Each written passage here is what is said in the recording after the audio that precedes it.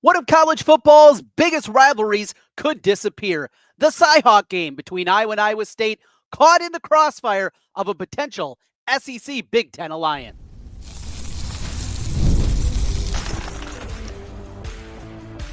You are Locked On Hawkeyes, your daily podcast on the Iowa Hawkeyes. Part of the Locked On Podcast Network, your team every day.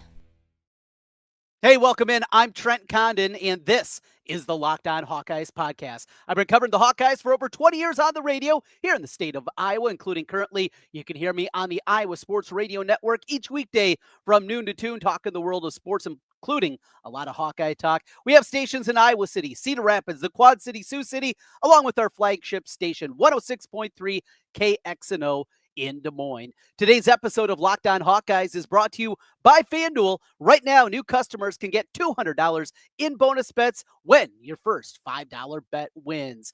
New softball coach for the Iowa softball program after a very successful year in 2025 with a whole lot of tumult. We'll talk about the new hire on that front, what it means for the future of that. A new wrestling commitment for the class of 2025. He's going to be getting on campus here pretty quick. We'll talk about that and some football talk, including a name we need to remember at wide receiver. But we begin today's conversation with a look at the Cy-Hawk football game and the potential alliance in scheduling that is forming between the Big Ten and the SEC.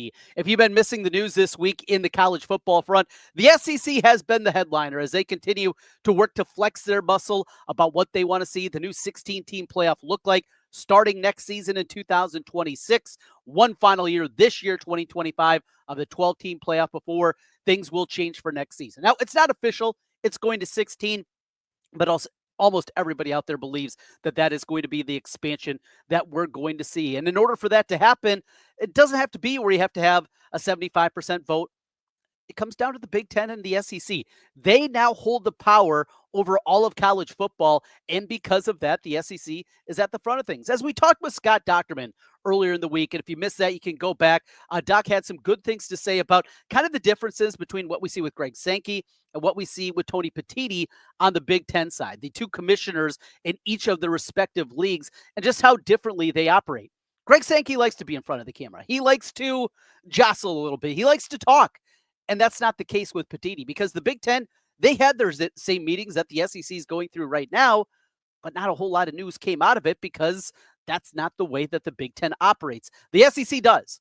And Greg Sankey, with his comments, are letting it be known that he wants changes. And people that are questioning his work to make this sport better, he is not taking that one lying down. Back to how this, though, works for Iowa. And we look at the Iowa football program and the way that this is. So there's been thrown out Brian Kelly, the LSU coach. He threw out that the scheduling allowance has been talked about a ton. I mean, this is not a new conversation that has been out there for a while. And there's been reporting that has been done about this, about a very real potential that the SEC and the Big Ten are going to get together and play yearly games against each other. I want to talk to you a little bit about games that would be incredible, I think, for Iowa, and games that make a whole lot of sense. And we'll get to that in a moment. But it comes full circle if that is the reality. The SEC also, in combination to make that happen, willing to move to a 9-game schedule, a 9-game conference schedule that everybody else has been playing. The Big Ten, the former Pac-12. These conferences have been doing it. Big 12, Big 10, and the Pac-12. Now, the ACC and the SEC, they've been on the other side of it. And I want us all to be running the same race. Look, as we look at these bids and how many automatic bids are going to be handed out, is it just going to be conference champions and 11 at-large bids, however that is, let's just make sure we're all running the same race. And it's something that I've argued with and about with the SEC for a long time, is that 8-game slate and the 4 non-conference games, the way they schedule is different. If it plays out this way, the likelihood is your 9 conference games, your, for a Big Ten team, an SEC game, and then 2 basically would be considered bye games. Look, it's not to say that Iowa would have to kick Iowa State off the schedule, or it wouldn't be a part of the schedule going forward. They could. But again, you're also putting yourself behind the 8 ball. If everybody else in college football at the highest structure, if the teams that comprise the Big Ten and the SEC are only playing 10 games, against power conference teams and you're playing 11, well, you're already starting at a disadvantage if you're Iowa. And that's why it is a very real possibility that the Iowa State game could go away. Here's another component. This thing is only scheduled through 2027. That long-term agreement, we've had a bunch of them throughout the years that seemingly comes in and year out, just isn't there. And because of that, I think it leads to the speculation of what this is going to look like. It leads to the speculation about how this is going to be going forward for Iowa and how it's going to be just in general for teams making their schedules and what it looks like. We saw Nebraska recently cancel their series against Tennessee, college football playoff being a part of the conversation. We can laugh, and we did laugh about Nebraska talking about that, at least at that moment. Of course, that's what their goals are, and their goals become a little bit easier when you place Tennessee with a tomato can. Iowa could be heading to the same direction. I don't believe it's going to get to that point because it's not just about Iowa State in this conversation. Yes, Iowa is the only Big Ten team that has a yearly opponent from the Big 12. But you also look at the SEC and the ACC and the number of rivalries that would be impacted by something like this. Not only does Iowa State go away, which matters to us here, nationally, not quite the same level. But you no longer see Florida State. I mean, come on. That game goes away if this scheduling alliance becomes a reality and teams are only willing to play 10 games against the power structure. Louisville, Kentucky, bye. Clemson, South Carolina, no more. This goes a lot deeper than Iowa State. And that's why I don't believe it's going to happen. However, I do believe that it very well could lead to at least some interruptions in the series. That Iowa State are not playing on a yearly basis, that they're not playing every single season, and there's no flexibility to do anything fun, anything different, play Notre Dame in a neutral site, play an SEC school, that is completely off the board. I don't think that is fun. We get the Pac-12 schools now, the 4 newbies that are in there. That leads to interesting travel, new opponents, and we certainly get a lot more of that in the 18-team Big Ten. Let's talk about some of those teams that would be fun to face off with, including a road trip that makes a whole lot of sense and one that, well, should have been on the schedule before. We'll talk about who Iowa should play if the scheduling alliance comes to fruition with the SEC. Who are the teams that would be the most fun for Hawkeye fans and the most fun places to travel? We'll talk about that. We'll also talk more football. A wide receiver name that we haven't talked about a ton, and maybe we should be. More football talk coming up for you. This is the Locked On Hawkeyes podcast. Well, the NBA playoffs are in full swing and every night delivering highlight-worthy performances, major momentum shifts, and can't-miss moments. Whether it's a game-winning shot or a breakout player, there's never been a better time to get in on the action. FanDuel makes it easy to stay in the game before tip-off and live. With player props, performance trends, and same-game parlays, fans have more ways than ever to play smart and win big. I'm a Timberwolves fan. My season came to a close. However, there is still a lot for you going on at FanDuel. What I love is to get into the game mid-game, see how that game's playing out, and as we see in these playoffs, who's going to be coming back, and jump in with some live prop bets mid-game based on how that game is happening. You can do that at FanDuel. How about a $200 bonus in bets if your $5 bet wins? That is incredible, and you can do a lot of things gearing up for football season with an extra $200 in bonus bets in your account. Are you new to FanDuel? Well, it's the perfect time to sign up. Head over to FanDuel.com and place your first $5 bet. If it wins, you'll get $200 in bonus bets. Make every moment more with FanDuel, official sports betting partner of the NBA. Trent Condon back with you once again on the Locked On Hawkeyes podcast. Thanks for being with us and making Locked On Hawkeyes your first listen every day. If you're over on YouTube, hit that subscribe button. Just takes a moment. If you're listening us on the audio side, 5-star reviews, all of them help us get in front of more Hawkeye fans. Thanks to everydayers with us each and every day. And a big shout out to all of you. That's what we do every single day during the week, talking Hawkeyes with you, your team every day on the Locked On Network. All right, let's get back into it and some scheduling talk before we talk about a guy that we need to remember, I think, at the wide receiver position. Let's start, though, if this alliance comes to fruition. Even if it is a couple year break, whatever it is. Now, another thing we don't know. First of all, this hasn't happened. This isn't official. But there's also contracts that are out there with a lot of the teams and what kind of flexibility is going to be. And as we go back to the alliance that was forming and what looked to be a scheduling alliance back with the Pac-12 and the Big Ten a couple years back, was how this is going to fit with everybody else's schedule, everybody else that has contracts in the game. So let's just play it like this, though. Iowa is going to be involved with a game that makes sense for them. Look, we can shoot for the stars, right? And we can talk about how incredible it'd be for Iowa to take on Georgia, for Iowa to face off against Alabama. But let's live in reality. When the TV executives come together to make these schedules, and that's what it's going to be, it's going to be about television and creating the biggest ones, the biggest names, the biggest games throughout the course of the year. And when they're doing that, at the top of their list is not Alabama, Iowa. Sorry, it's not. Georgia Hawkeyes.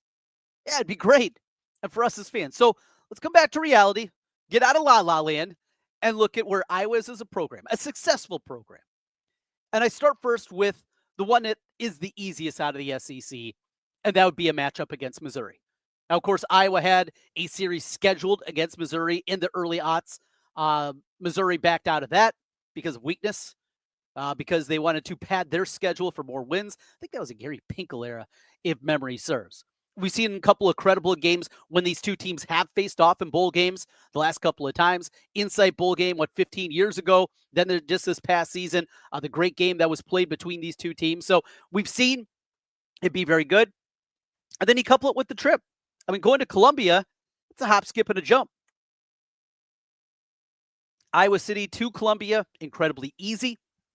Fan bases, though the SEC Big Ten divide is definitely there, and you can feel that divide at the border. Maybe a couple of counties either way on that border. That's the South. And you'd have a little bit of a culture clash, I think, down there. Talk to people, a lot of people that have been to Columbia say, great environment, great college town, be a fun one. If we could come up with Iowa, Missouri. But it's not the most exciting, right? It's not one that really gets you revved up. Let's go to another level. Another one that is incredibly drivable, more drivable than you'd think. And it's one that I personally would love to see. And that would be a matchup against Arkansas. You know, you think in Arkansas. Well, you look historically between the two programs, a lot of similarities between the two programs.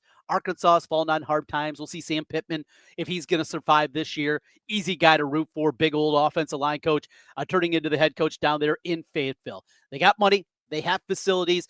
And if you've never been to Northwest Arkansas, it is an incredibly beautiful place. My dad lived down on the Arkansas-Oklahoma border, for a number of years in retirement, and driving through there just a number of times, you're always, at least for me, just awestruck at the beauty down there. Plus, got friends down in Fayetteville, Bentonville to be exact. So would love to see that one come to fruition. Plus, from Des Moines, it's like 6 hours. So it's drivable. It's not something you have to worry about a flight if you want to hop in on a Friday, take Friday off and make your way down there. That I think would be a really fun one and a good matchup against an Arkansas team that is very similar program that Iowa is throughout the years when you kind of look at things big picture on that. Another one that has at least a connection that would make a whole lot of sense is obviously Kentucky with Mark Stoops there. We've seen that game a couple of times in bowl games here recently. That would be one, though, that obviously would make a whole lot of sense, and one that you'd probably put towards the top of the board. So you get after that tier, and now let's get into some more other fun trips. Well, somebody's got to play Vanderbilt. Yeah, of course, Northwestern, maybe they'd be the one. Two upper tier academic institutions, you could go that direction. But come on, it's a trip to Nashville. A stadium stinks. They're putting in renovations. Who cares? A trip to Nashville, have a great time. Look, I don't like country music. I am not a country music fan one iota, but I will tell you what, I enjoy Nashville to the nth degree. That is a fun place to go, and that would be a fun road trip for a regular season game, not a bowl game. Bowl games can be tough, right? You got family obligations. It's around the holidays. A lot of times just a couple of days after Christmas. There's so much going on. But if you can schedule this thing in advance, that I was going to Nashville in September, something like that. Ooh, boy, that trip. Yeah, that would be definitely one on the bucket list. And a couple more names for you. Again, in the realistic situations. Yes, how awesome would it be? Iowa have a home and home with Florida. You get to go to the swamp. Oh, okay. Back to reality. Two more. Now, Ole Miss has elevated themselves, but the Grove, oh boy, you're looking for a tailgate environment. That one is a good one. LSU at night, of course. Again, back to reality. Ole Miss, though, potentially could be one that would make a whole lot of sense for them. South Carolina is another place. I heard some good things. So, what do you want to see? Let us know in the comments section what non-conference SEC opponent you would like to see if this actually comes to fruition. If the Big Ten and the SEC actually come together, yes, we're going to schedule these games. Yes, they're actually going to be played. Not like we've seen in the past when the alliances did not exactly work very well. Who do you want to see? Let us know in the comment section or hit us up on Twitter at Trent Condon or at Locked on Iowa. Back to the football field. And Tyler Tashman over at the Des Moines Register. Tyler's doing really nice work. New on the beat, going into another year, and really enjoy his writing style and what he talks about with the squad and some insight into a guy that, frankly, I haven't talked a ton about. It's Taran Smith, the wide receiver coming in from West Aurora. And I don't think that it's hugely the thought that I have is I think we're going to see Taran Smith on the field this year. First, you start, he's a big bodied receiver. 6'3", 6'4". Rivals had him listed at 6'4". 6'3" is what he is listed at over at 24/7. So we're talking about a good size kid coming in, and Iowa needs a little bit of that. You know, yes, Reese Vanderzee, he is that big bodied wide receiver that you're looking for on the outside. But after that, there just aren't a whole lot of them on the roster. So that's kind of where I start. And I think the conversation starts when you're talking about Taran Smith. He's got size coming in right away. This is a deep wide receiver room. This is a wide receiver room that is as deep as it's been in a really long time. Now, does that mean a whole lot? Not necessarily, right?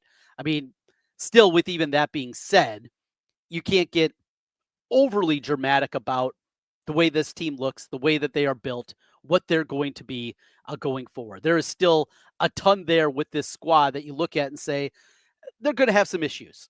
There's nobody that you look at as a game breaker, a guy that's going to go out there and catch 70 balls. Jacob Gill was a revelation last year, but there's a long step to go between that and what you hope to see. Reese Vanderzee, we saw him explode last year early in the year. And then injuries hit and just never was able to get back out there, certainly at the same level. So there is opportunity on top of it.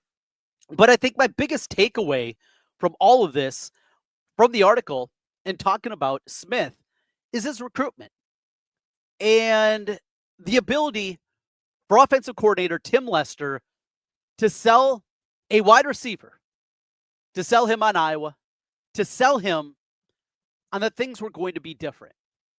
And I know there's a lot of skeptics out there. And I see your comments on social media. I see your comments on our YouTube page. I see them. And I know. And I completely understand the skepticism because it's warranted. There is a huge, huge background that you have about this to say it's not going to be different. It's not going to be a change. It's going to be the same old thing. I get it. I completely understand where you're coming from. But seeing put into words and verbalized by Taran Smith. Smith said this, quote, he kind of changed my whole mindset about that. I saw the vision that he wants to lead in a way, the new offense, changed the playbook up and stuff. I really trusted his word and took his word on that. That's what we're hearing. The ability of Tim Lester to not only sell it, but now he's got to show us that all this rhetoric is real change, that what we have is going to be real. And it's not just lip service. And it's not just saying the things that are going to get the headlines, but actually proving it on the field. I think it's there. And we'll see if Taran Smith can get in there. And maybe it's just for 4 games this year. Look, honestly, I hope that Taran Smith doesn't have to play much this season. I hope that we do see a breakout year, that Sam Phillips comes in from Chattanooga, and he's got that speed component that we haven't seen, a breakaway. Seth Anderson finally has a healthy season. Jacob Gill is doing his thing, game in and game out. Some of the other young guys step forward, and we never have to worry about Taran Smith this year because all those guys took steps this season. That's my hope. But he's a guy that has talent. He's a guy that has size.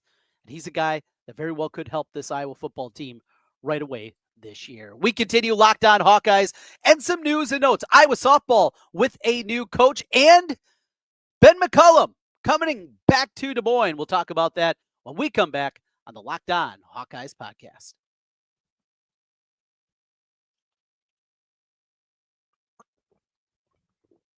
Back one final time, Locked On Hawkeyes. Thanks for being with us. I'm Trent Condon.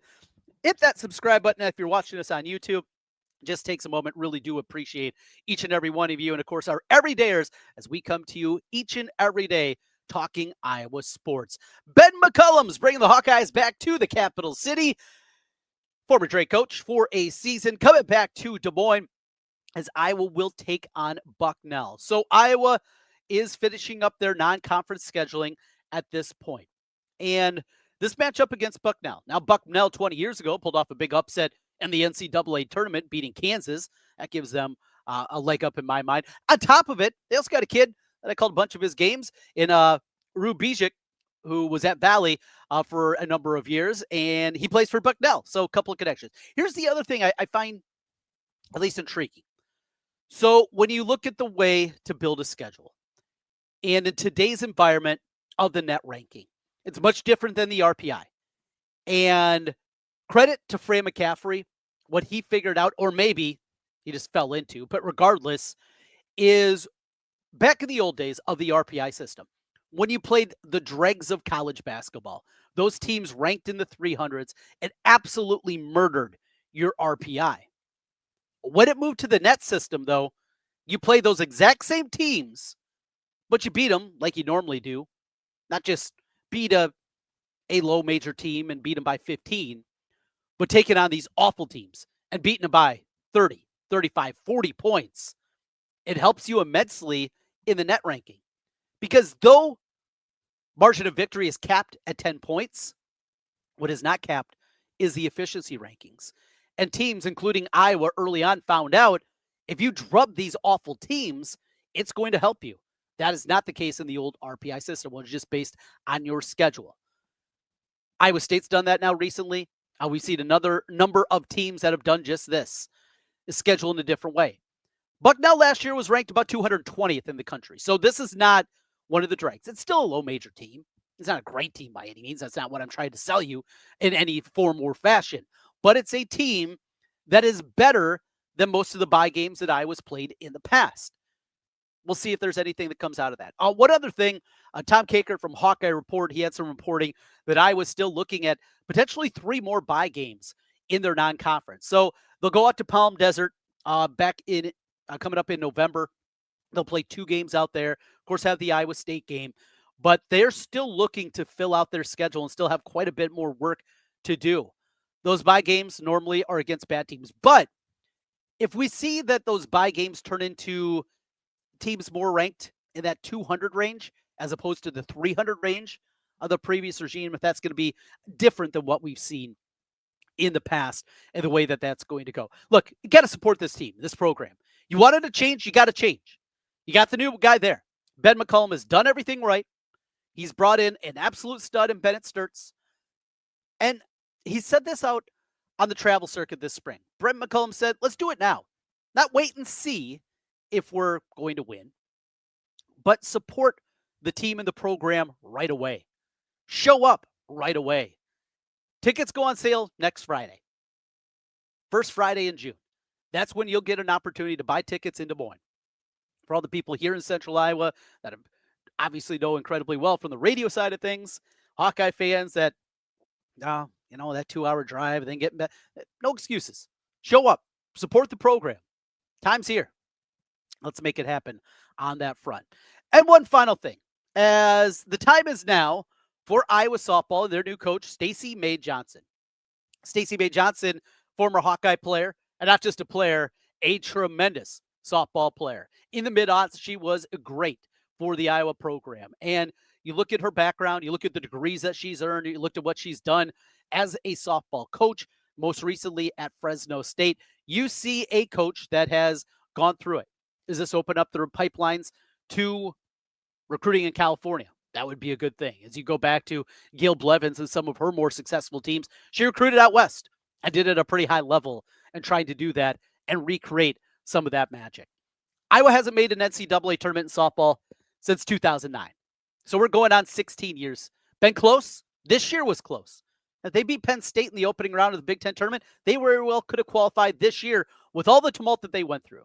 Starting the year, as Coach Gillespie stepped aside because of medical reasons. And then what they had with the tumult in the middle of the season. Brian Levin leaving the team. And then Carl Golan coming in and finishing out the season. They beat UCLA.